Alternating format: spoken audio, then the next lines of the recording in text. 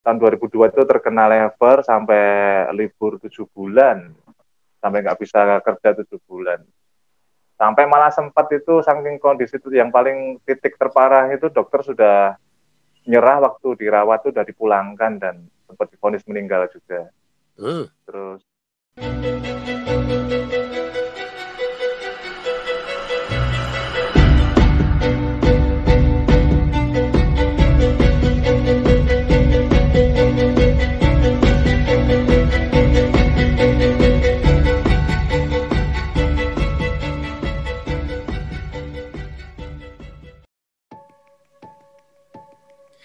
jumpa lagi bersama Ritson Manyonyo, sahabat disabilitas dimanapun Anda menyaksikan tayangan ini, bahwa hidup ini memang sulit diprediksi dan terkadang tidak sesuai dengan apa yang kita inginkan dalam hidup kita. Tetapi apapun itu kondisinya, kehidupan tetap berjalan. Oleh karena itu, hidup memang tetap harus diperjuangkan karena sejatinya manusia adalah pejuang dan petarung kehidupan.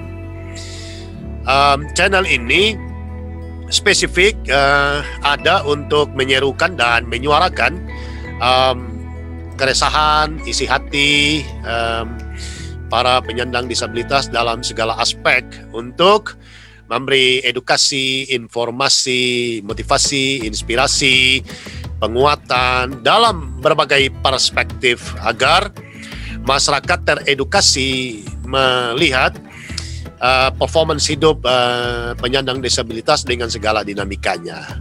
Nah, tanpa berlama-lama, kita saat ini kedatangan tamu spesial Ritson Manyonyo untuk berbagi cerita kisah hidup yang sangat mengagumkan dan layak serta pantas untuk kita tonton, saksikan, dan malah bisa menjadi guidance bagi kita. Oleh karena itu, tetap terus di channel ini, dan sebelum lebih lanjut jangan lupa subscribe, kemudian like, share, komen, dan nyalakan lonceng notifikasinya agar para sahabat disabilitas semua selalu mendapatkan video-video atau konten-konten berkualitas dari channel ini secara sistematis. Baik, sahabatku, kita langsung menuju tokoh kita hari ini yang sekarang beliau ada di Cikarang, Jawa Barat. Kita sapa saja Bro Fajar Kurniawan. Salam jumpa, Bro. Salam jumpa, Pak Tony, Pak Ritson. Ya, gimana kabarnya? Baik, puji Tuhan. Puji Tuhan ya, baik ya. Dan di musim pandemik ini, apa yang terjadi bisa singkat? Puji Tuhan masih diberikan berkat, walaupun tentunya sama dengan teman-teman lain ada pengurangan-pengurangan, tapi tetap masih berjalan. Puji Tuhan masih tetap diberikan berkat sehingga masih dilindungi satu keluarga, dan puji Tuhan lagi sampai hari ini masih terlindungi juga dari COVID. Walaupun di sekitar sering dengar ada yang positif, tapi puji Tuhan masih dilindungi.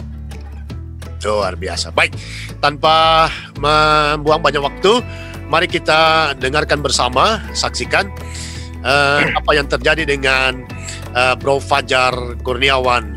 Saya persilakan. Iya, selamat Shalom teman-teman semuanya. Ya, kembali saya perkenalkan diri, tadi sudah diperkenalkan oleh Pak Ritson. Nama saya Andreas Fajar Kurniawan. Saya adalah seorang tunanetra, sama seperti Pak Ritson. Saya dari Solo, Jawa Tengah. Saya sekarang tinggal di Cikarang, tapi tentunya tidak dari awal saya tinggal di Cikarang. Saya lahir di Solo. Saya dilahirkan dari 7 bersaudara. Dari 7 bersaudara ini ada 3 dari kami itu tunanetra.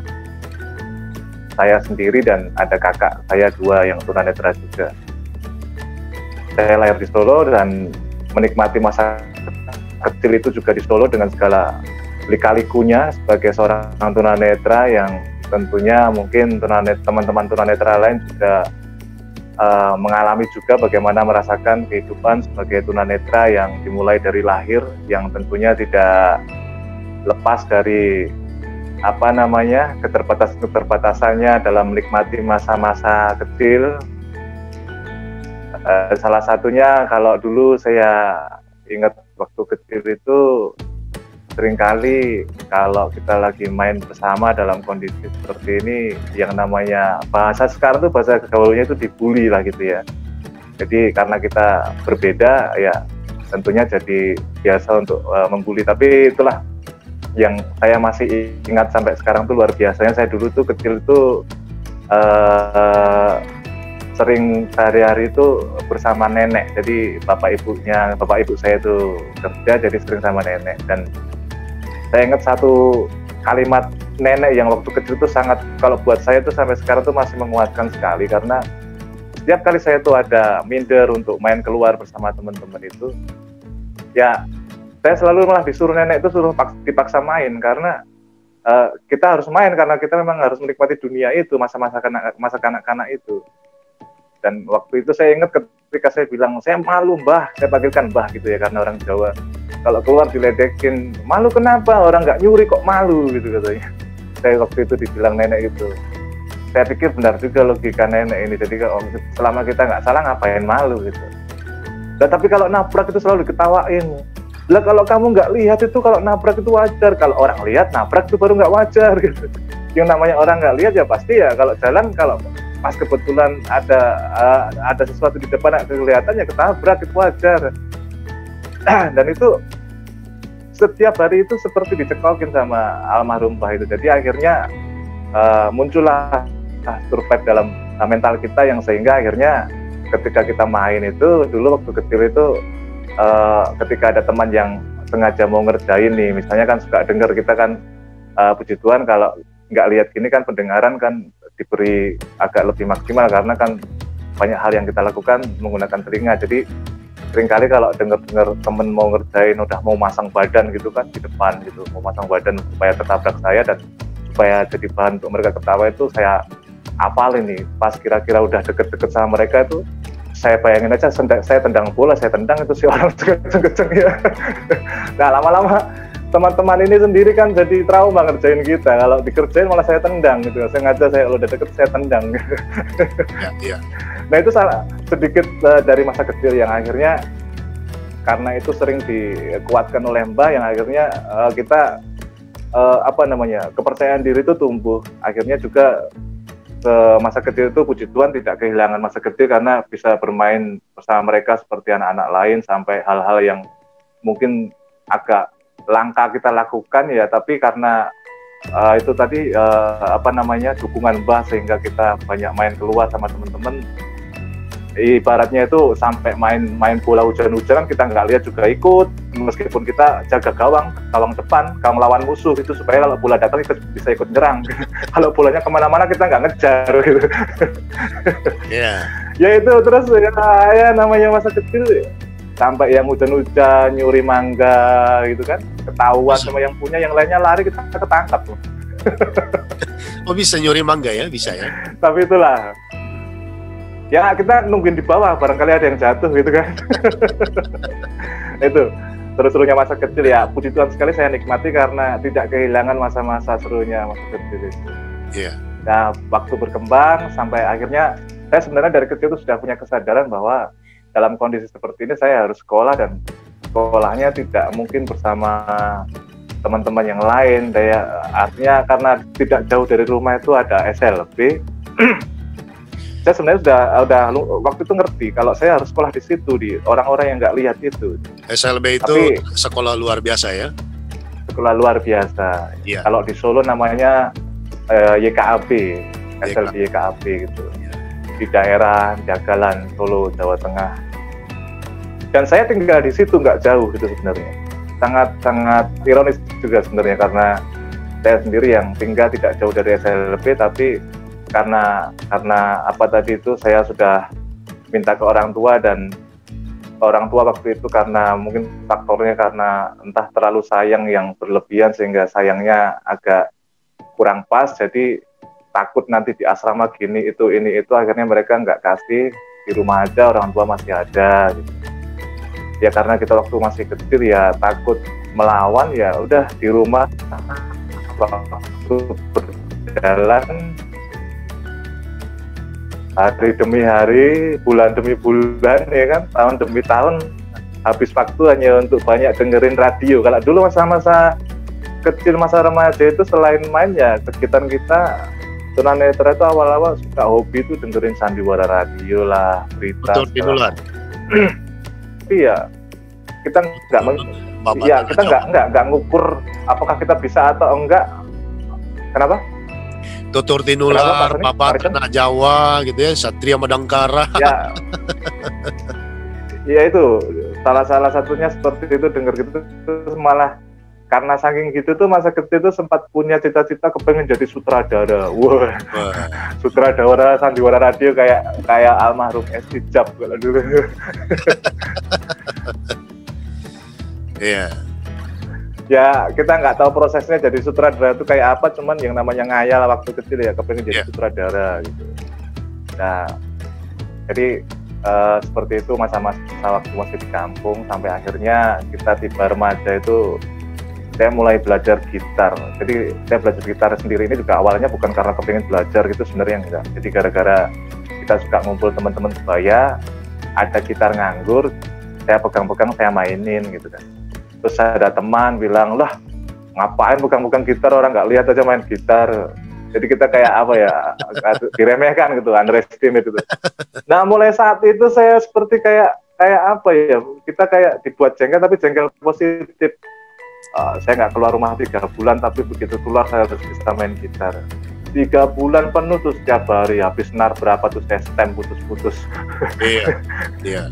Tiap hari cuman belajar gitar, dibacain buku sama adik saya itu untuk belajar gitar bener-bener autodidak manual, tapi pakai buku gitu. Jadi kunci-kunci akordnya itu tahu dari buku, dibacain senar ini, chordnya di sini, chordnya itu senar ini, kolom ini, itu cuman bener-bener manual sampai akhirnya bener-bener bisa. Dan ya puji Tuhan kita buktikan ke teman-teman bahwa dalam kondisi nggak lihat pun ya tetap bisa sama seperti mereka bermain gitar.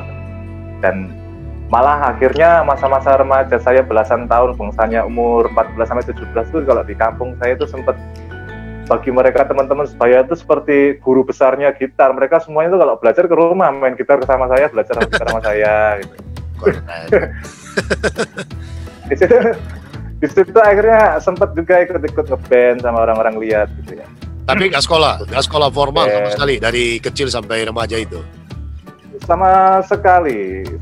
Jadi karena di awal tadi saya bilang bahwa orang tua kurang terlalu trek atau takut bagaimana kalau di asrama, sehingga nggak dikasih di asrama. Jadi full hanya di rumah dan di lingkungan. Betul, di lingkungan doang. Dan di umur tadi yang saya cerita, saya itu sempat aktif ikut ngeband sama orang lihat gitu. Yeah. Terus sempat juga bikin band-band sama tunanetra gitu. Iya. Ya, terus akhirnya waktu itu karena keahlian cuman gitar ya sempat juga nih apa namanya istilahnya tuh, kan namanya kita hidup punya kebutuhan, apalagi waktu itu umur 16 ibu meninggal ya. Ibu meninggal, terus bapak juga sudah mulai apa namanya habis kena stroke gitu, terus tidak mulai kerja, dan kita juga tetap harus hidup dan butuh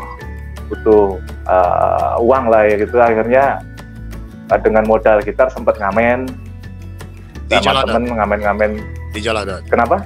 Ngamen di jalanan. Waktu itu sih kita nggak ini, jadi di rumah-rumah di kampung-kampung gitu. Keliling gitu ya? Iya, di kampung-kampung. Yang bawa kardus siapa? Yang bawa kardusnya? Pokoknya kalau waktu itu tuh saya modalnya nyanyi sama bawa gitar. Nah, teman yang nonton ini. Yang dampingin siapa? Orang tidak melihat atau orang melihat? Orang lihat. Dan saya pengen tahu. Sempat waktu itu kepikiran, ini daripada berdua dibagi dua, mending saya ngamen sendiri. Cuman takutnya karena sama-sama pintu kita ngamenin, ternyata yang kita amenin biasa umum gitu kan. Nah, yang saya pengen tahu itu waktu pembagian, yang membagi itu, yang melihat ini bilang uang berapa semua? Ya semuanya, namanya kita pokoknya waktu itu asal percaya aja. Kita dibagi cuma 10%-nya juga nggak tahu. Jangan-jangan ada yang ngasih 50.000 dia bilang 5.000 ya? Itu mah resiko akhirat lah itu. Oke, sampai berapa lama ngamen itu? Saya puji Tuhan sih dengan waktu itu sempat berjalan seperti itu. Puji Tuhan sih nggak lama, 2 tahunan, setahun 2 tahun. Iya. Dari situ akhirnya ada salah satu temen yang mungkin agak memprihatinkan kondisi saya. Terus dia nganjurin pijet itu loh. Itu kan saya banyak lihat orang-orang tunanetra itu biasanya pijet gitu. Wow, itu kan mungkin belajar, saya kan nggak belajar, takutnya nggak bisa. Alah, itu mungkin juga nggak belajar, jangan-jangan, kata temen gitu. Yeah. Kan mereka belajar atau enggak juga nggak tahu, kata temen orang lihat gitu. Iya. Wah, akhirnya kalau kamu niat ntar tak bilangin kakakku, masku gitu katanya. Masku itu kakaknya gitu, mas cowok, kakak cowok itu mas gitu. Tak bilangin masku kan hobi pijet tuh, sering pijet. Siapa tahu cocok, biar nyoba dulu gitu. Tapi bro, sebelum ke belajar itu pijat dan diarahkan kemana, dalam keadaan begitu, 2 kakak itu juga sekolah apa tidak yang tunanetra? Kan 7 bersaudara, 3 tunanetra. 2 kakak itu sekolah juga apa tidak? Sama seperti saya, nggak ada yang sekolah. Dan bertiga di rumah ngapain tuh? Ya itu tadi rapat terus setiap hari. Kenapa? Rapatin tutur tinular. Berapa kumbara ya? Lah itu. Kenapa nggak buka panti asuhan aja, udah ada 3 penghuninya? Nah kalau sekarang ini kadang-kadang kalau kita bertiga sudah berkeluarga semua dan pasangannya sama-sama dapat tunanetra, kalau lagi kumpul itu ya kadang-kadang mikir kayak asrama nih ya. Oke, bro. Nah gitu, jadi ya ketemu teman, kemudian dia melihat ada peluang untuk bisa belajar massage selanjutnya. Nah selanjutnya disuruh coba nanti malam, tak bilang mas saya mijetin mas saya dulu aja ya. Ingat waktu itu tahun 96-an dah, 96 itu saya umur 16 mau 17 gitu. Mijet pertama itu saya ingat itu waktu tahun 96 tuh masnya temen itu pada nggak ada modal pengetahuan ya, pokoknya mijet lah gitu, yang penting bekerja gitu. Dan ya puji Tuhan dari mulai masnya itu cerita ke temannya akhirnya udah kayak orang yang buka klinik bener aja, pasien udah banyak setiap hari tanpa sekolah gitu. Jadi sampai 2 tahunan tanpa pengetahuan dasar tentang massage yang begitu banyak, nanti juga bisa dicerita dasar-dasar massage itu,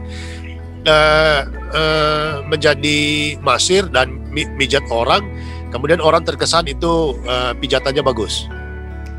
Iya, itu awal itu belum, karena selanjutnya sih kita belajar ya, tapi di awal itu karena the power of pepet tadi itu kan. Wah ini kalau di dunia kedokteran ini malpraktek, ini gak ada ilmunya kok. Malpraktek. Aduh, ya itulah. Berjalan waktu 1 tahun 2 tahunan juga saya nggak lupa pasnya ya. Waktu itu sama ada salah satu pasien, wah mas ini kalau dipelajarin bener-bener mas, belajar anatomi segala macam dan di tempat yang benar bisa lebih bagus lagi. Ntar tak carikan informasi supaya bisa diperdalam massasnya. Itu berarti pergaulan tidak hanya di kelompok komunitas sesama tunanetra, tapi kebanyakan teman kumpul itu orang-orang yang orang lihat. Oh ya bagus ya. Sama sekali. Justru saya sebelum masuk asrama benar-benar belajar massage di, kalau kita namanya PSBN ya. PSBN itu Panti Sosial Bina Netra, itu punya Deptos. Itu sebelum saya masuk situ umur 19 tuh benar-benar hidupnya nggak kenal tunanetra. Jadi semuanya orang lihat. Wah keren. Ya, oke. Nah, sorry, sebelum lanjut dulu, itu kakak yang tunanetra itu juga laki apa perempuan? Perempuan semua. Oh, oke, baik. Dua-duanya perempuan. Dua-dua perempuan, oke. Ya, kemudian akhirnya proses belajar. Proses belajar waktu itu sempat ditarikan sama pasien itu, akhirnya dapat PSBN itu, terus mulai masuk asrama itu dan Jadi kalau kita tiap hari biasanya mijet, kita udah nggak bisa mijet lagi. Jadi kan harus di asrama kan.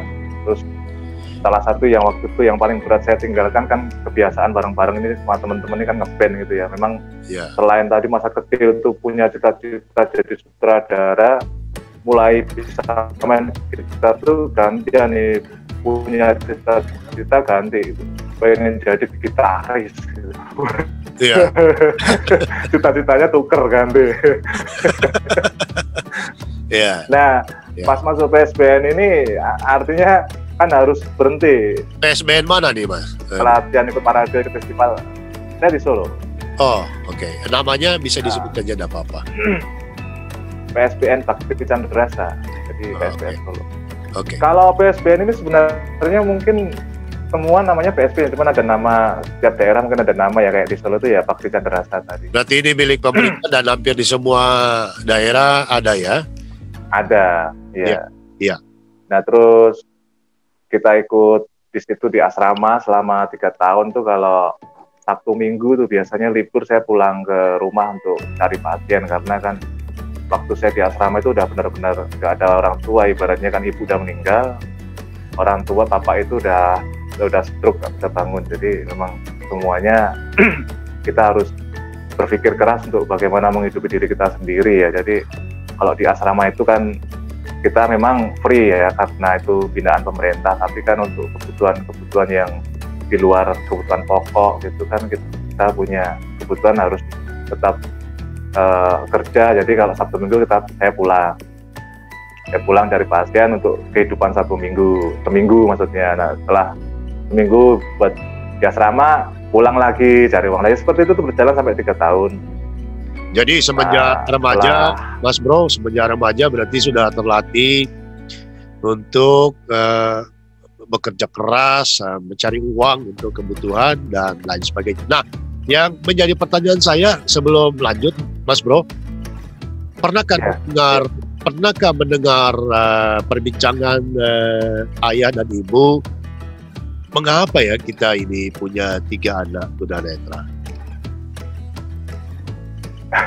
Ya, waktu itu waktu masih kecil sih memang nggak sekali 2 kali, sangat sering saya ingat itu ya, namanya dibawa ke dokter alternatif mencari penyebabnya, kita kenapa kok sampai 3 tunanetra itu udah kemana-mana ya. Cuman memang keterbatasan istilahnya waktu orang tua, keterbatasan biaya dan segala macam.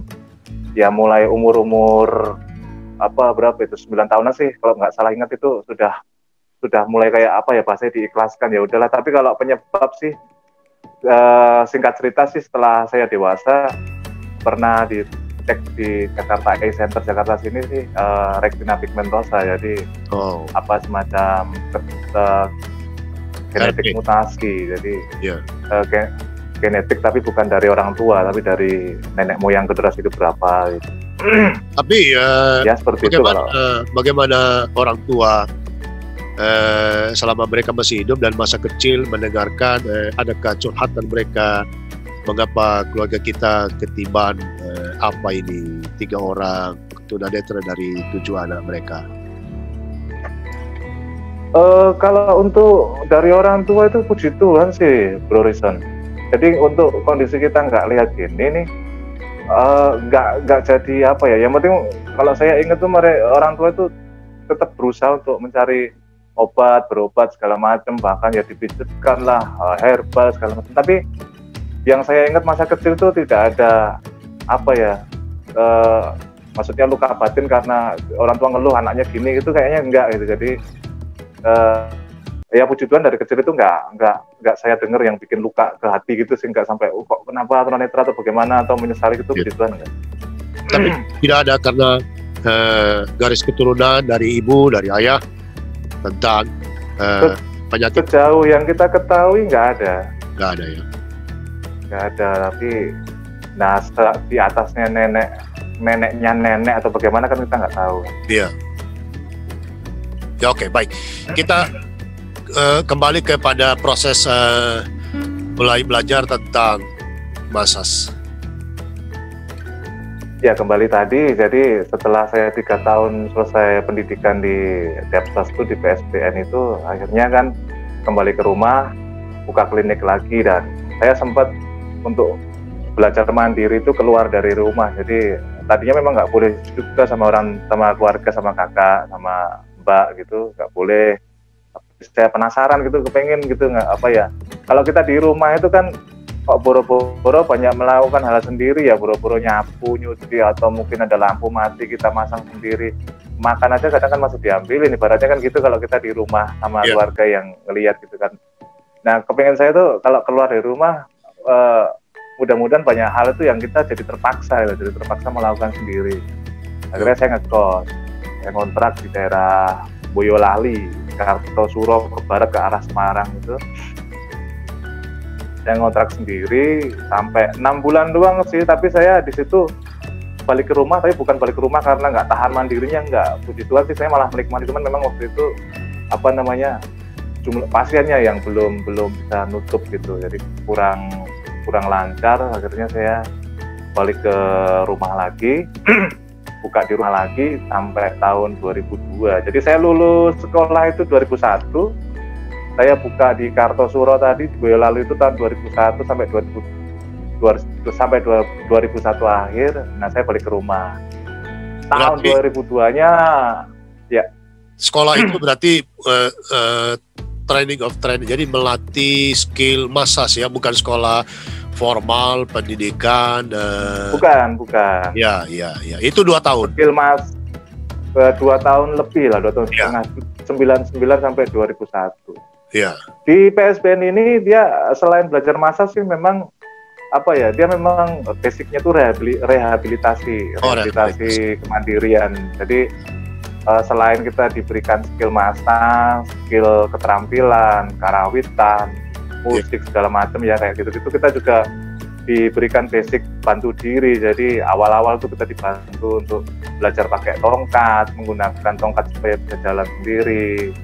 Yeah. Bahkan sampai sedetil itu istilah nyulut obat nyamuk, gosok, nyuci itu diajarkan. Jadi supaya kita ketika lulus itu benar-benar sudah minimal tidak merepotkan orang lain. Iya. Baik. Nah di situ akhirnya tadi ngelanjutin yang tadi, saya pulang ke rumah lagi tahun 2002 itu. Nah tahun 2002 saya sempat sakit. Jadi waktu itu sakit lever. Jadi kena lever, mungkin karena saking semangatnya, biasanya bingung mau kerja apa, begitu mendapatkan kesempatan bisa kerja itu terlalu semangat. Jadi saya terima pasien tuh sampai jam 3 pagi aja masih saya layani kalau ada gitu. Nah akhirnya mungkin kecapean, tahun 2002 itu terkena lever sampai libur 7 bulan, sampai nggak bisa kerja 7 bulan. Sampai malah sempat itu saking kondisi itu yang paling titik terparah itu dokter sudah nyerah, waktu dirawat tuh udah dipulangkan dan vonis meninggal juga. Terus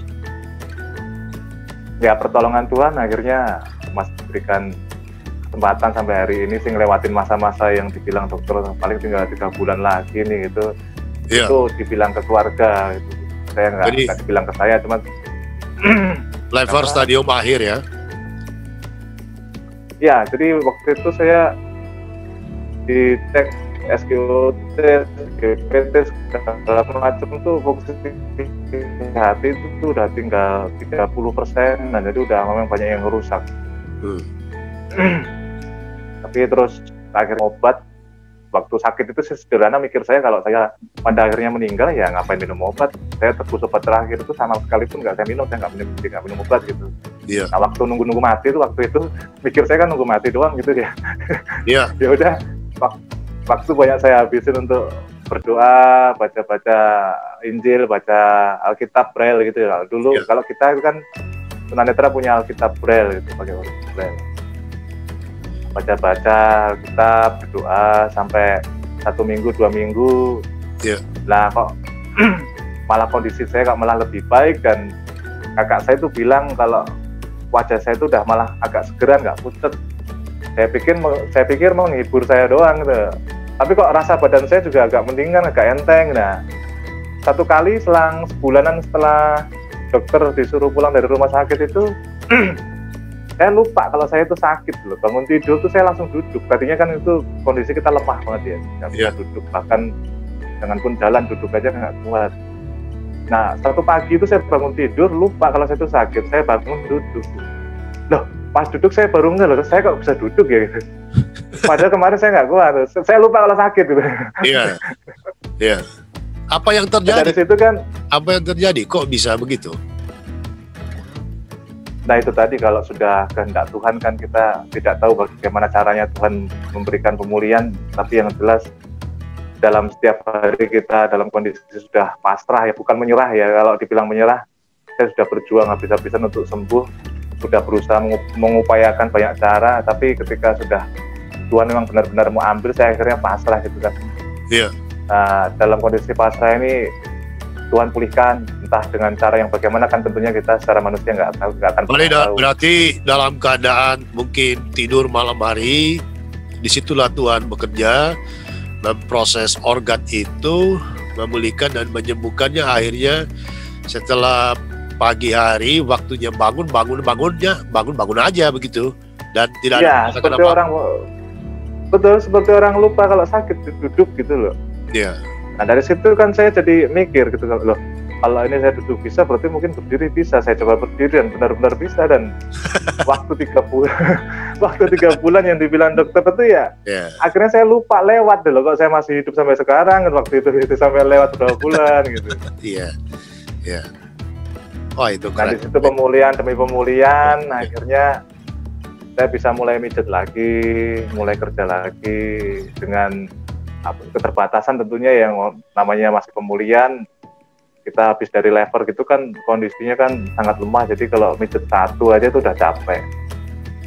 Akhirnya mengisi waktu pemulihan itu saya dapat info kalau di Jakarta itu ada, nah ini titiknya yang akhirnya saya tinggal di Jakarta. Awalnya ada info, ada memperdalam penyembuhan fisioterapi gitu di Yayasan Kartika Desta Rata di daerah Jakarta Barat. Iya. Itu yayasan swasta sih sebenarnya. Cuman diperuntukkan untuk memang tunanetra memperdalam terapi zona meridian. Jadi akupresur sama refleksi lah gitu. Sama ada juga pengetahuan mobilisasi sendinya itu dari kampus UPN yang kasih materinya. Nah di situ saya ikut ke situ 7 bulan, itu tahun 2004. 7 bulan di asrama di situ. Nah dari asrama 7 bulan ini yang buat tertarik itu awalnya kepengen di Jakarta terus ya. Setiap kali minggu kita keluar makan di warung, ketemu orang Ambon, ketemu orang Poso kayak Pak Ritson ini gitu kan. Ketemu orang Batak gitu kan. Yeah. Nah, jadi akhirnya kita mikir-mikir enak ya di Jakarta ya. Bisa ketemu orang mana-mana. Kalau di Solo tuh ketemu orang Solo doang. Yeah. Nah dari situ maka akhirnya selesai pendidikan saya bilang ke keluarga saya mau di Jakarta lah mencari pengalaman gitu. Yeah. Nah terus berapa lama ya, nanti setahun lah paling cuma cari pengalaman. Setahun saya ikut orang, kerja ikut orang. Dapat setahun benar-benar sudah berhenti sih ikut orangnya, tapi ya di situ puji Tuhan gak pulang ke Solo lagi, malah buka sendiri di Jakarta. Karena sudah mengetahui medannya kan,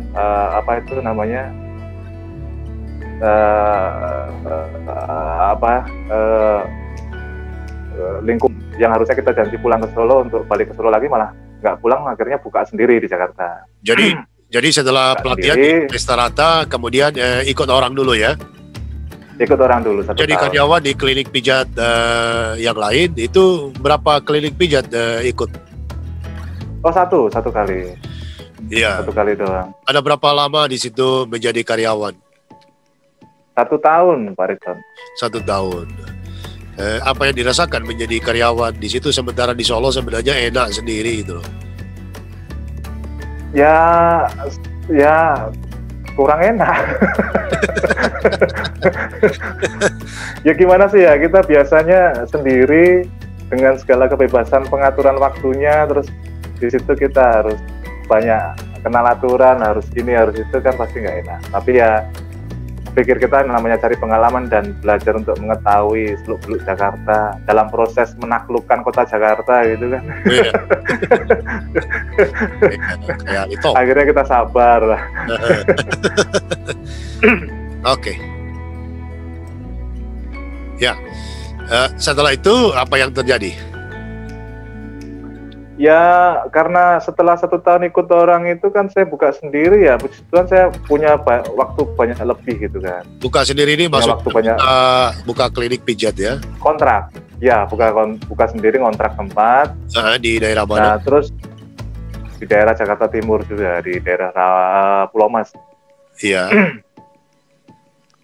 Karena punya waktu lebih banyak, akhirnya ikut aktif nih di Yayasan Letizia. Jadi Letizia ini satu wadah yayasan yang mewadahi teman-teman penyandang cacat untuk berkreasi ya, untuk teman-teman tunanetra, tunadaksa, tunarungu wicara. Di situ banyak melakukan aktivitas, saya aktif di situ. Kebetulan ikut anggota paduan suara tunanetranya dan sempat juga jadi koordinator wilayah di Jakarta Barat untuk yayasan ini. Nah di situ di Letizia itu setelah buka kontrak sendiri kan sempat aktif di situ tuh ini sempat agak iri juga ngelihat teman-teman jadi ceritanya Pak Dita. Iya. Ya kan yang dari kecil itu kan nggak ngenyam pendidikan formal kan rasanya nggak rela gitu ya. Sama-sama tunanetra kok pada kerja di Metro TV. Sama-sama tunanetra kok kerja di Indosiar kan nggak ikhlas kita gitu ya, sama-sama tunanetra gitu kan ya. Iya. Nah, akhirnya kita kan sempat berusaha untuk ikut namanya kejar paket gitu ya. Kalau mereka bisa masuk ke situ. Pendidikan luar sekolah ya? Ya pendidikan luar sekolah tapi formal juga kan. Iya, paket A. Paket A, paket B gitu. Iya. Nah, kejar paket A, paket B itu di Bandung.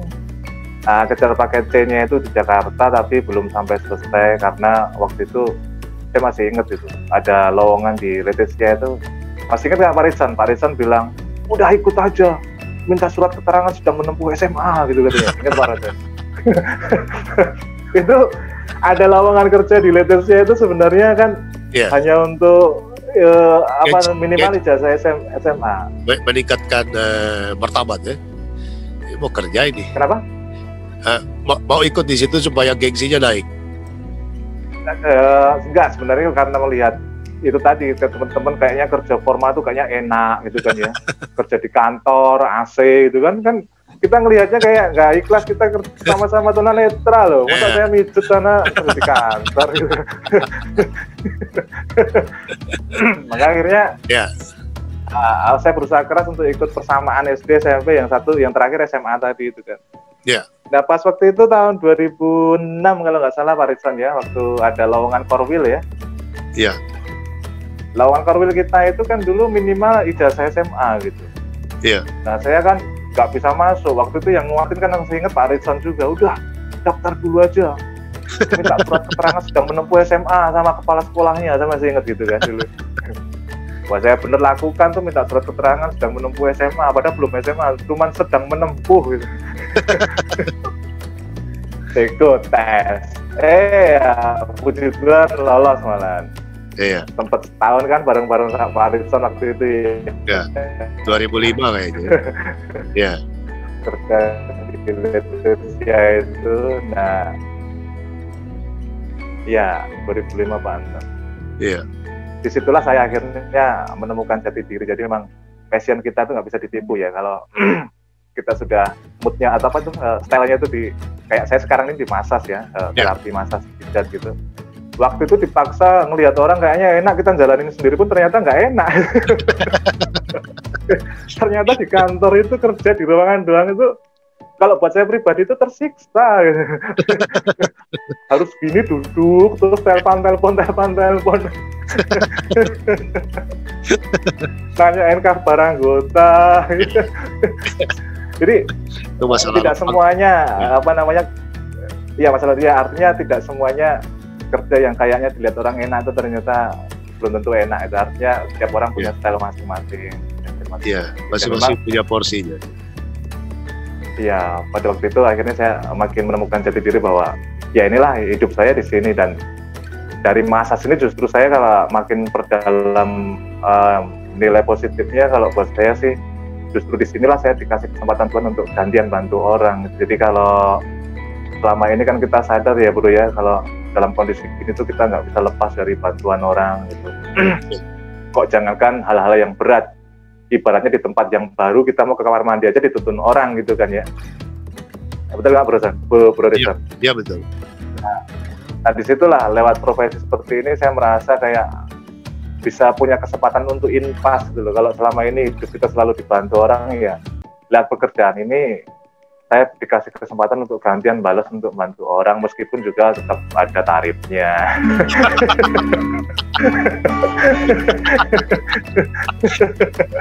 Itu balas jasa, bro. Iya. Aduh. Ya. Oke. Menarik. Ya, jadi ternyata apa yang dipikirkan orang atau apa yang dikerjakan orang, kita cuma dengar, kita cuma lihat, kita pengen seperti mereka, ya belum tentu ya mereka yang naik mobil mewah, mobil yang miliaran itu juga. Iya. Kita juga nggak tahu. Betul. Kejar utang, kejar kredit, cicilan. Iya. Lebih baik kita yang naik bajaj tapi kagak ada utang kan begitu. Dari hal itu saya bisa tarik kesimpulan bahwa nikmat itu sebenarnya hanya dalam hayalan.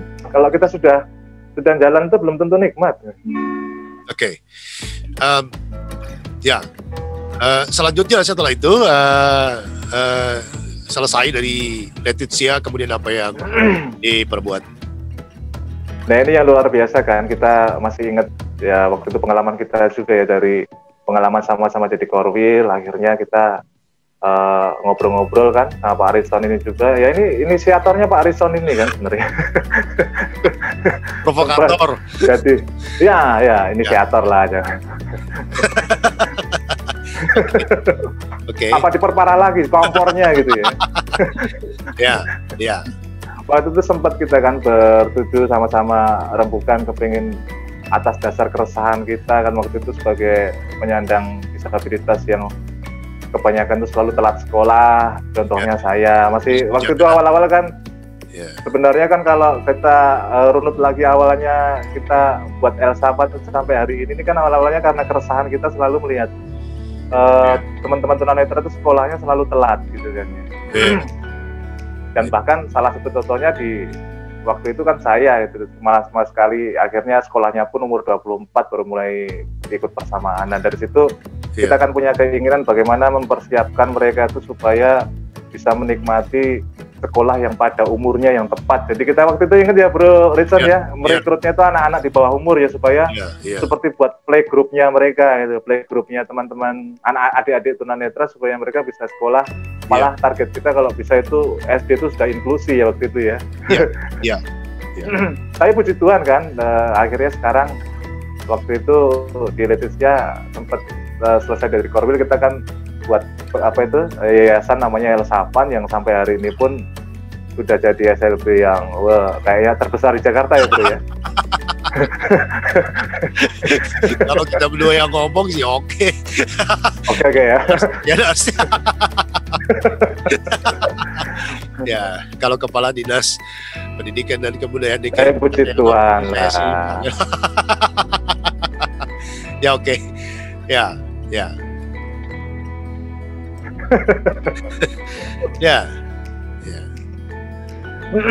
Ya, jadi nggak sia-sia meskipun waktu itu akhirnya nggak meneruskan kerja di sesuai keinginan buat Yayasan Elsapan itu yang tadi ya yang berawal dari kerinduan mempersiapkan adik-adik tunanetra itu akhirnya jadi yayasan bener, dan puji Tuhan hari ini jadi SLB ya Bro ya, dengan murid sekarang berapa? 39 ya?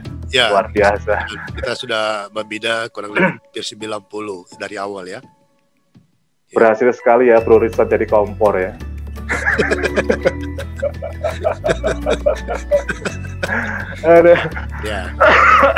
Ya, nanti kita cerita. Tapi luar biasa loh. Ya, soal Elsapa nanti kita cerita lain ya. Oke. Iya. Ya, jadi intinya bersyukur bahwa seorang remaja tunanetra dari kampung dari Solo sana ya. Wong deso tunanetra datang ke Jakarta. Ya nggak deso lah. Solo itu kota. Loh, Pak Presiden kok bisa pernah bilang kok dia wong deso kok. Itu merendah hati ya. Solo itu lebih kota daripada Cikarang, bro. Beneran, bro. Lah, iya, Saya percaya. waktu akhirnya merantau ini dari Jakarta kan pindah ke Cikarang sekarang. Percaya. Waktu di Cikarang pertama itu saya dalam hati tuh miris. Ini saya merantau apa pulang kampung ini saya ini. Kampung saya lebih kota. Oke, kemudian menaklukkan kota Jakarta dan terus berusaha untuk grafik ekspansis hidup makin lebih baik. Apa yang terus menggerakkan sehingga pencapaian itu sampai di tahap mana? Jadi kalau dibilang motivasi dasarnya itu kalau untuk menaikkan grafik proses kehidupan tuh awal-awal tuh kalau buat saya itu ya namanya kita sudah merantau bela-belain kisah saudara, kisah keluarga gitu kan. Ya. Artinya prinsipnya ketika merantau ini setiap hari, setiap waktu, setiap detik kita harus naik terus. Kalau kita masih sama terus mah nggak ada bedanya, mending kita di kampung aja, nggak usah pisah sama mereka. Kan prinsipnya seperti itu kalau buat saya ya. Jadi saya berusaha keras mengupayakan supaya dari bermacam-macam aspek harus naik, karena kalau kita sudah merantau keluar dari kampung, apalagi sudah benar-benar ketemu saudara aja setahun sekali mungkin ya, kalau masih sama-sama kan kok rasanya rugi banget merantaunya gitu loh. Jadi dari awalnya dari situlah akhirnya terus itu tadi buka klinik sendiri, berjuang mengembangkan klinik sampai akhirnya ya bisa ngontrak tempat yang lebih baik lah gitu ya daripada di awal. Nah terus juga pada akhirnya dari aktif di Leticia tadi di paduan suara kan bertemu sama istri yang sekarang ini, dulu kan sama-sama di paduan suara. Jadi dari situ akhirnya sudah menikah ya? Sudah, bahkan sekarang sudah 2 bro. Oh 2. Anaknya. Oh 2 anaknya, bukan bininya ya? Iya. Nggak boleh bro. Ya. Istri nama siapa bro? Anastasia. Sorry to say, melihat juga atau tunanetra? Tunanetra, ya tunanetra.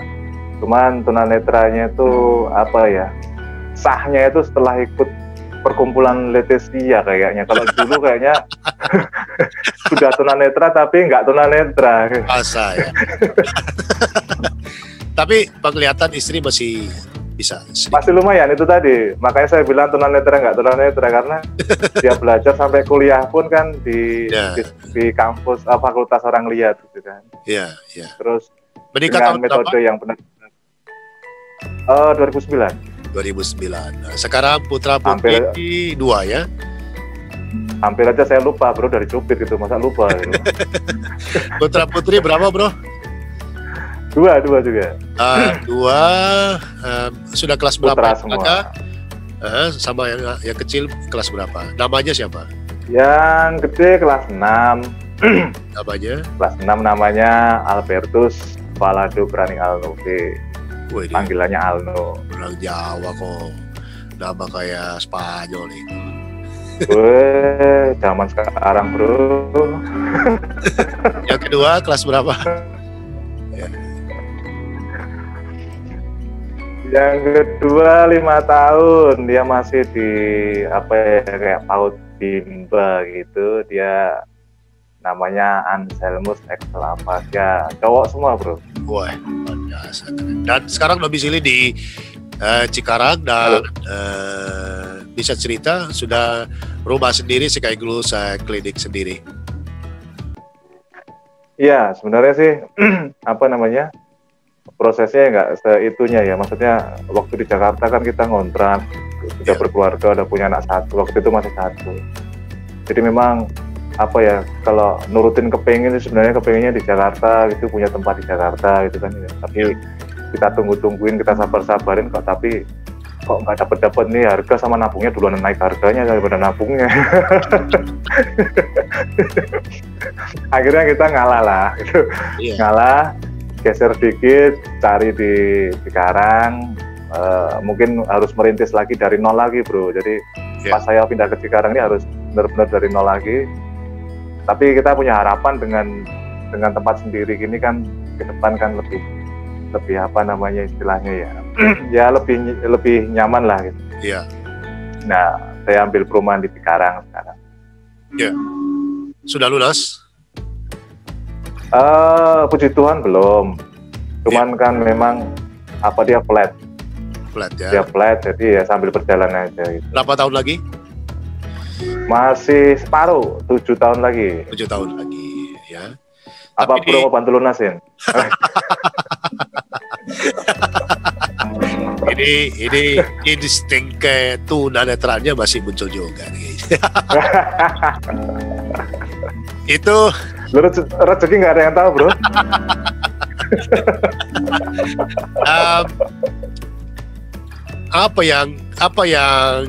Apakah pernah Anda merenung, melihat ke belakang sampai di tahap ini, pencapaian yang didapatkan? Kalau buat saya sih apa ya namanya, berdasarkan pengalaman dulu, kalau saya ingat pernah sakit sampai meninggal, terus juga sampai meninggal Ya. sampai hampir meninggal gitu kan. Terus dengan keterbatasan banyak di masa-masa lalu, susahnya waktu itu memperjuangkan hidup nyari uang. Kalau untuk hari ini sih nggak mulu-mulu sih, bro. Jadi Tuhan sudah kasih yang hari ini saya terima pun udah Tuhan kasih lebih banget kalau buat saya ya. Jadi untuk bisa punya tempat sendiri, punya keluarga. Saya itu sempat kepikiran ini loh, bro, dulu itu gara-gara sakit liver itu kan kita hepatitis ya. Iya. Hepatitis ini kan maaf nih, sorry. Apa itu penularannya kan lewat transfusi darah sama hubungan istri gitu kan ya. Iya. Sempat kita itu gara-gara setelah meskipun sakitnya sudah sembuh, udah pemulihan, udah bisa kerja lagi, itu sempat mikir loh kalau ada rasa ketakutan kalau kita nanti nikah itu takut malah nyelakain pasangan kita gitu kan. Iya. Sempat kepikiran untuk tidak itu berkeluarga jadi sendiri gitu kan. Iya. Ya artinya Tuhan pertemukan istri ini sampai hari ini, terus juga diberikan keluarga sampai ke tempat tinggal sendiri ini, udah kalau buat saya sih sudah jauh sekali. Tuhan memberikan bonus yang lebih dalam hidup saya. Jadi ya sangat bersyukur, nyaman dengan kondisi hari ini.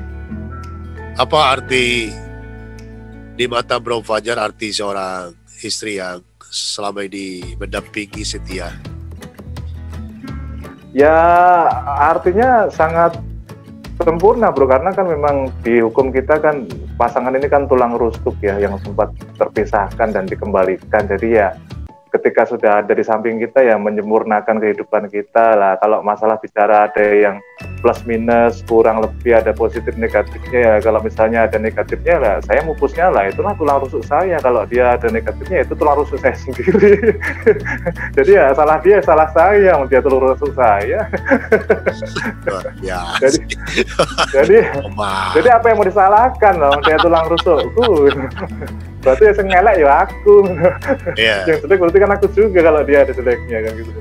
Ya, kalau boleh tahu itu nama klinik di Cikarang dan alamat lengkapnya di mana tahu yang menonton tayangan ini mereka bisa join dengan Mas Bro.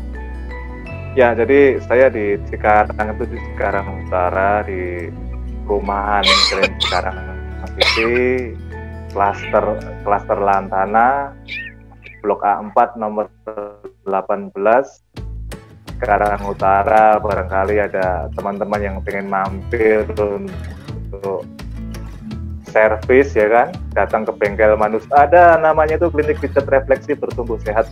Jadi nanti ya sudah ada kalau misalnya mau bertumbuh sehat, nyari lokasinya. Klinik Pijat Refleksi Tunanetra Bertumbuh Sehat. Ya, itu bisa untuk servisnya apa saja? Apakah refleksi, sport massage, atau bisa diceritakan? Ya, jadi kalau saya sendiri nih mungkin satu catatan ya, bro. Jadi memang kalau dulu rata-rata klinik saya juga klinik teman-teman tuh banyak orientasinya kan cuma massage relaksasi kebugaran gitu ya. Iya. Memang puji Tuhan setelah ikut fisioterapi yang tadi saya bilang ke Jakarta pertama itu kan memperdalam refleksi sama akupresur, itu kan sudah mulai merambah ke penyembuhan.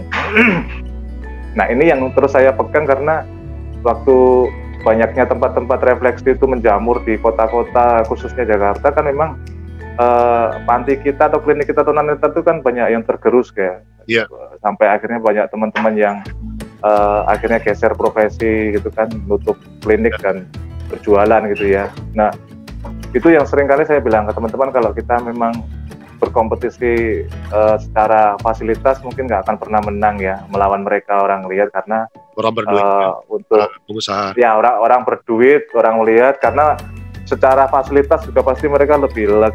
Yang paling mendasar tuh kan kebersihan.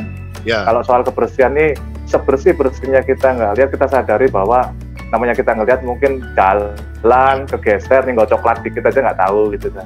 Tempat tempat yang profesional itu kan ya di ruko luas. Iya, di ruko ya.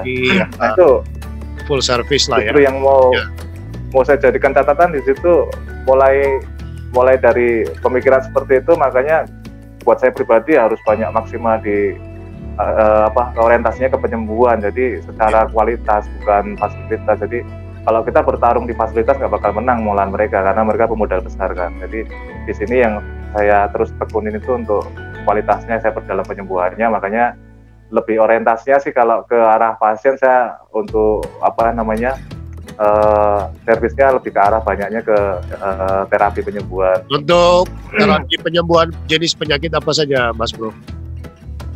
Kalau di Masas ini kan sebenarnya penyakit apa aja pun yang tidak dikarenakan virus kan bisa, Bro. Jadi yang kontraindikasi itu kan hanya penyakit-penyakit yang disebabkan oleh virus. Jadi bisa dijelaskan aja apa? Kesleo atau apa? Kesleo atau untuk kejepit saraf. Saraf kejepit, saraf kejepit. Stroke pun itu kalau misalnya mau telaten juga sebenarnya bisa.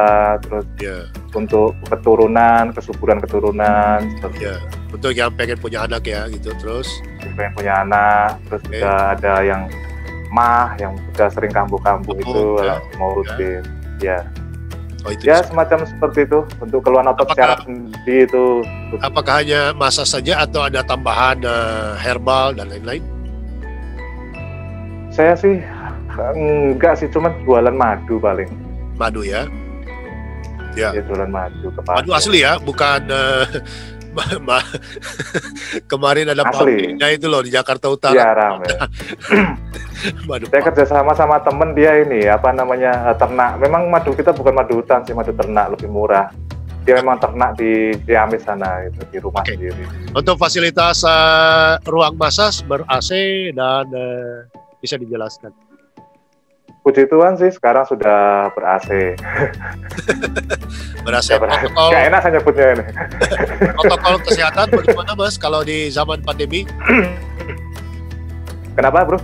Protokol kesehatan untuk orang yang datang di Masas itu bagaimana, Bro, di musim pandemi? Oh, itu saya tulis di depan itu, di ruang tunggu sama di kamar itu, demi kesehatan bersama. Bentar, saya ingat tulisannya betul. Demi kesehatan bersama, pasien wajib pasien yang apa itu ya? Lupa saya malah. Wajib pakai masker, cuci tangan. Ya, wajib pasti pakai masker selama dipijat dan selama menunggu. Kalau cuci tangan kan mereka ada cuci tangan sendiri, depan ada tempat cuci tangan itu. Berarti selama musim pandemi tetap terima klien ya? Alas juga itu kan.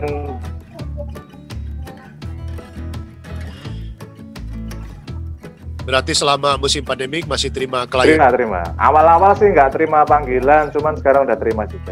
Oke, baik. Apa bedanya? Dari awal nggak ada tutup. Seberapa besar merosotnya penghasilan dibanding selama musim pandemik dan tidak pandemi? Kalau di awal bisa sampai 50% lebih, Bro. Cuman 2 bulan tuh ya, puji Tuhan, terus sudah mulai berangsur membaik. Ya. Sampai hari ini sih sebenarnya kalau dibilang sudah normal, cuman ya normal. Ya. Dengan protokol yang ketat ya. Ya. Menerima semua pasien, maksudnya anak-anak atau bayi, lansia, perempuan, pria? Ya, semuanya. Kalau perempuan yang Masas, Bro juga atau istri? Kalau untuk keluhan-keluhan yang harus membutuhkan ini, saya kalau cuman kebugaran doang istri. Oke, baik. Baik. Kalau boleh tahu, Bro, tarif per satu klien dan durasi waktu? Kalau untuk kebugaran seluruh badan tanpa ada keluhan atau tanpa ada yang di terapi gitu sih 70. 70 per satu kali massage dengan durasi waktu? Kalau 1 jam 10 menitan lah. 1 jam. Nggak per jam sih saya selesai, cuman ya sejaman lebih dikit. Ya. Kalau yang penyembuhan? Kalau sama refleksi itu biasanya 110. Oh, kalau yang penyembuhan? Ya, maksudnya kalau plus refleksi itu 110, kalau kesleo doang 50. Oh, gitu. Kalau anak-anak 50. Ya. Hanya menunggu di klinik massage atau bisa diundang ke rumah? Bisa diundang, cuman paling hanya sekitar sini juga kan. Kalau ke Jakarta takutnya bisa besok Bro Sony undang saya. Oke. Baik, wow. Boleh disebutkan, boleh tidak, kira-kira omset per bulannya selama ini, Bro? Ya sekarang sebenarnya nggak mesti sih, Bro. Saja. Jadi rata-rata ya cukup buat menghidupi keluarga, sekolah anak, segala macam, dan cukup buat mempersiapkan masa depan sedikit. Di bawah 5 juta atau di atas 5 juta? Puji Tuhan di atas sih, Bro. Oh, luar biasa ya. Ya udah kayak gaji direktur tuh. Kalau direktur CV mungkin. Atau Kube. Kelompok usaha bersama ya. Baik, apa moto filosofi hidup Bro Fajar sehingga mampu menaklukkan kehidupan dan memperjuangkan hidup ini sampai hari ini bisa tertawa lepas dan bahagia? Ya kembali lagi ya, maksud saya itu kalau disuruh mengatakan motonya apa, visi misinya itu, saya tuh nggak terlalu pinter bikin mikir-mikir gitu. Intinya sih dalam hidup ini kalau buat saya sih, ketika Tuhan sudah memberikan modal yang sekarang saya punya ini, tentunya semuanya yang terbaik, semuanya memang harus kita jaga, kita rawat, justru malah kalau bisa kita kembangkan ya kita kembangkan. Tapi dengan yang ada hari ini pun Tuhan sudah sangat luar biasa dalam hidup saya, memberikan banyak hal, bonus-bonus dan berkat yang luar biasa dalam bentuk rezeki, kesehatan, anak, istri, luar biasa. Itu aja sih, Bro. Ya, saya sering menanyakan ini dalam setiap ngobrol bersama orang-orang hebat. Siapa orang yang paling mempengaruhi hidup Bro Fajar sehingga sampai di tahap ini? Yang mempengaruhi hidup saya ya, kalau saya ini, kalau ingat masa-masa lalu itu ya orang tua dan nenek tadi itu yang suka, minimal kalau untuk orang tua tuh meskipun supportnya karena mereka sibuk kerja nggak apa ya, tapi minimal tidak meninggalkan luka ya kalau buat saya ya. Kalau untuk nenek tuh supportnya meskipun dengan bahasa yang istilahnya bahasa kampuang gitu kan ya, tapi buat saya sih sangat memberikan fondasi mental ya kalau sampai hari ini, sehingga saya masih terus semangat. Dan perjalanan waktu sih ya sampai sekarang banyak yang istilahnya kalau kita ketemu orang yang lebih bisa membuat kita semangat ya kita jadikan contoh. Tapi kalau untuk spesifik siapa satu orang gitu sih, saya kok nggak ini, Bro, ya nggak tahu apa saya salah, nggak tahu itu. Saya tuh nggak ini, Bro. Kan misalnya ada orang tuh kepengen ini, kayak misalnya ada satu orang kepengen jadi kayak Bill Gates, terus dia kemana-mana ngantongin rumahnya Bill Gates gitu kan. Saya tuh nggak tahu, bukan tipe-tipe seperti itu. Iya. Mengalir aja gitu loh. Baik. Adakah tokoh tunanetra di dunia boleh, di Indonesia boleh yang dikagumi? Kalau ini atau tokoh identitas lah. Ya? Iya, saya benar kagum sama Bro Ridson ini. Nggak karena lagi ngobrol gitu ya. Maksudnya itu apa ya? Memandang hidup ini kayaknya sangat sederhana dan sangat positif terus gitu loh. Nggak ada negatifnya. Gitu. Saya brother ini.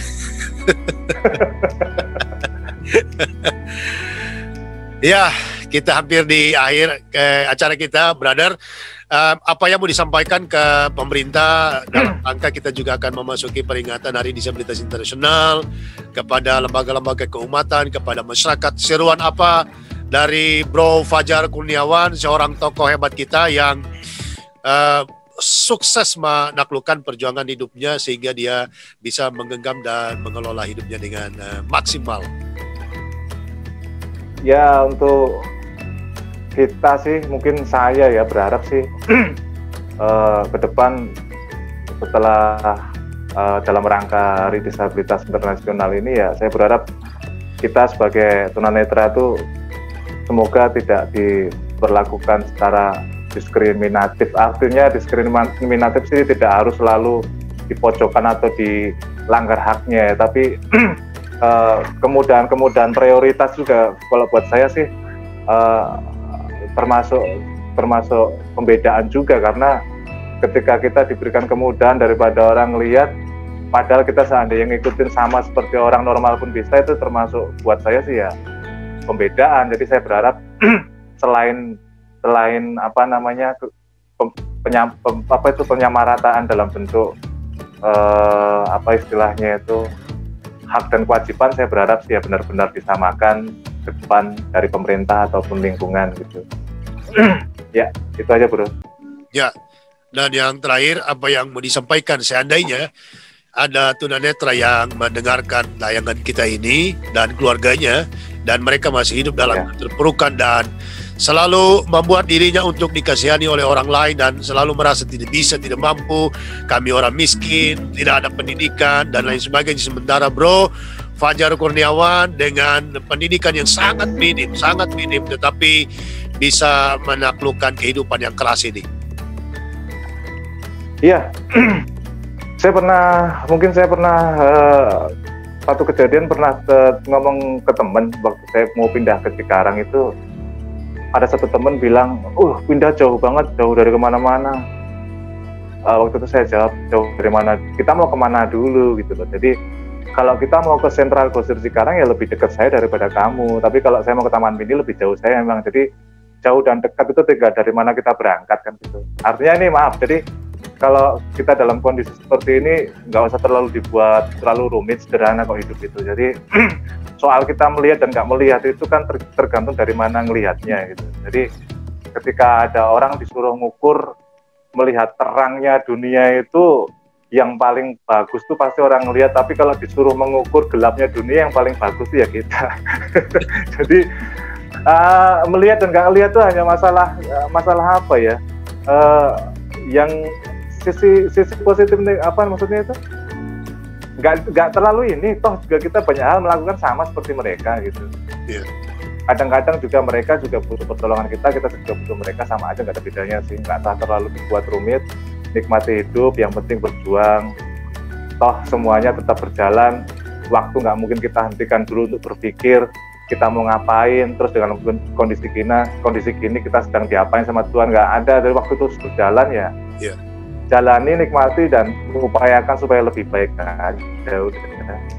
Luar biasa, ini dia nih petarung kehidupan Fajar Kurniawan dari Solo ke Cikarang, menaklukkan kerasnya hidup.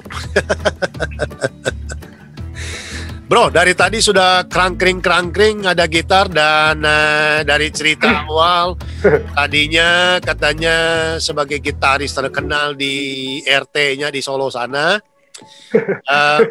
Tolong dibuktikan kepada penonton Ritson Manyonyo channel ini agar mereka bisa dihibur dengan permainan musik dan suara yang luar biasa itu.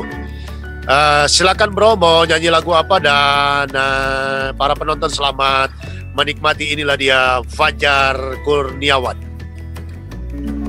Ya, sebenarnya sih kalau main gitar nih, kalau orang bilang kelebihan gitu ya, tapi ya bisa kelebihan bisa kekurangan sih. Jadi sama aja karena dulu pernah saya bilang gitu di satu tempat gitu, pas lagi ada saya jadi pembicara gitu, saya bilang bahwa kondisi saya nggak lihat ini sebenarnya bukan kekurangan tapi kelebihan.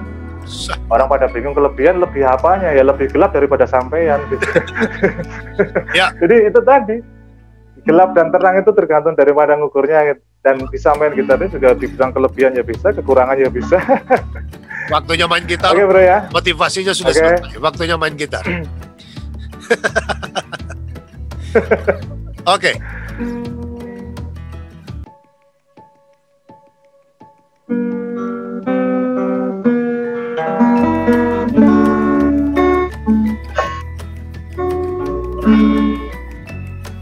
Bila kau izinkan. Sebentar bro, agak males nih ya bro.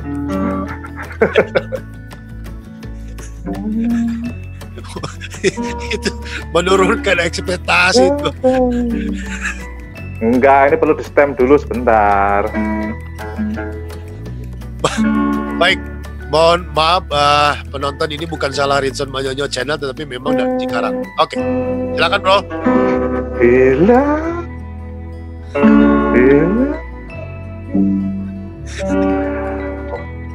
waktu Tuhan pasti yang terbaik, walau kadang tak bisa dimengerti. Lewati cobaan, ku tetap percaya waktu Tuhan pasti yang terbaik.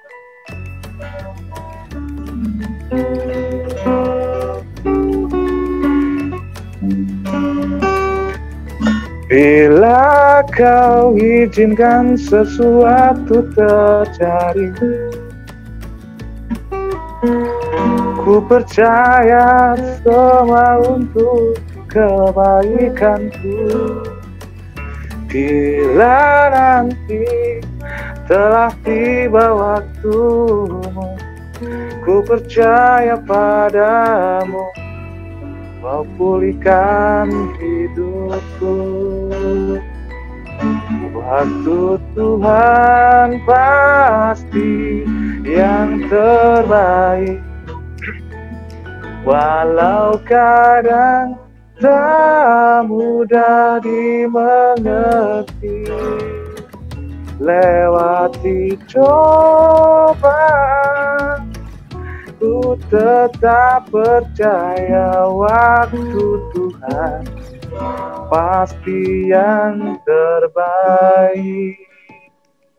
Waktu Tuhan pasti yang terbaik, walau kadang tak mudah dimengerti. Lewati cobaan, ku tetap percaya waktu Tuhan pasti yang terbaik. Waktu Tuhan pasti yang terbaik. Wow, keren. Keren, luar biasa. Aduh, suaranya itu seperti penyanyinya Slang ya, grup Slang. Baik, sekali lagi terima kasih Bro Fajar Kurniawan, sahabat disabilitas. Pas lagu selesai ada petir bro.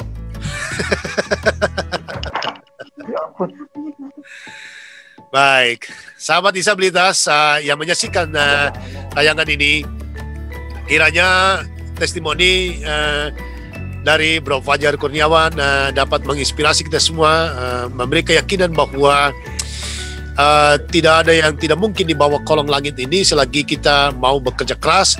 Selalu pasti ada jalan, selalu ada yang terbaik, sehingga apapun yang kita kerjakan semuanya dalam keadaan yang benar, yang positif, dalam jalurnya yang benar, maka kita akan menuai hasil yang maksimal dalam hidup kita. Tetap terus berjuang, jangan pernah menyerah, tetap yakinkan diri, yakinkan keluarga bahwa masih ada kesempatan untuk mengalami perubahan dan pembaruan, dan ujung daripada perjuangan adalah kemerdekaan, kemenangan. Sehingga dengan demikian maka kita akan menjadi pribadi yang hebat, yang luar biasa, dan menampilkan performa hidup yang dapat menginspirasi banyak orang.